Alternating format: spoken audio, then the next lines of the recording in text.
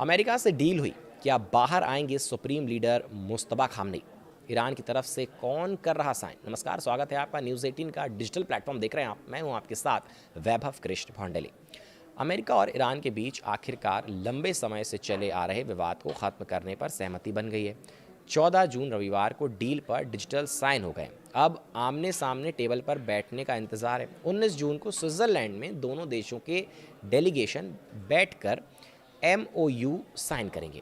अब सवाल ये है कि ईरान की तरफ से इस पूरी डील को कौन लीड कर रहा है और शुक्रवार की बैठक में किसकी कलम से ईरान की तकदीर लिखी जाएगी।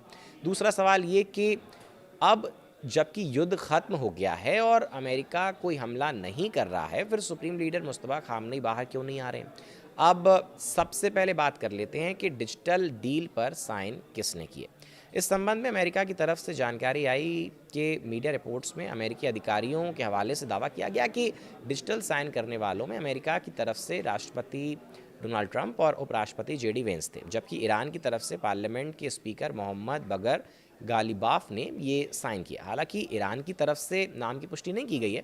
खुद स्पीकर गालिबाफ ने सोमवार को एक्स पर लिखा, ईरान ने अमेरिका से एग्रीमेंट कर फाइनल विक्ट्री की तरफ एक बड़ा कदम उठाया है। अब शुक्रवार 19 जून को स्विट्जरलैंड में होने वाली मीटिंग में डील कौन साइन करेगा, ये भी सवाल है।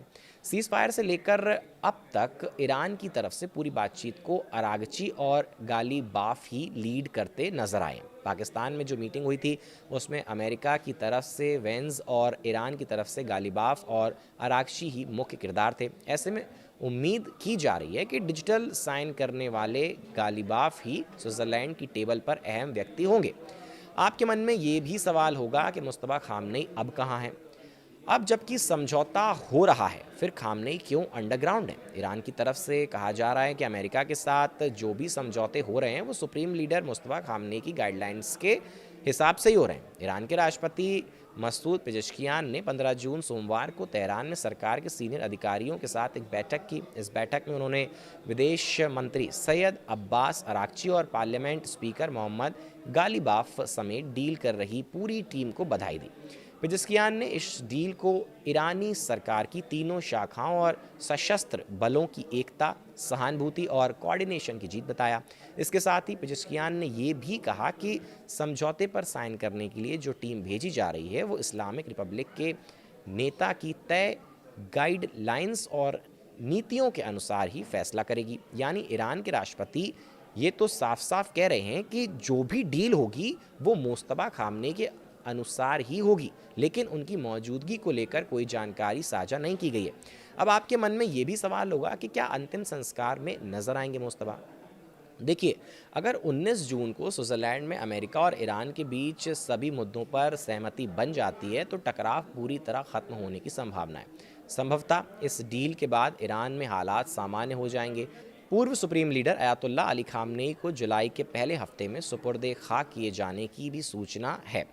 ईरानी मीडिया रिपोर्ट में दावा किया गया है कि 4 जुलाई को अंतिम संस्कार की रस्में शुरू होंगी और 9 जुलाई को खामनेई को उनके जन्म स्थान मशहद में दफन किया जाएगा।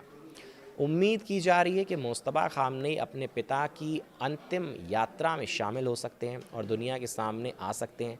28 फरवरी को अमेरिका ईरान के हमले में परिवार के अन्य सदस्यों समेत सुप्रीम लीडर खामनेई की मौत हुई थी। तब से लेकर अब तक मुस्तफा खामनेई जनता के बीच नहीं आए हैं।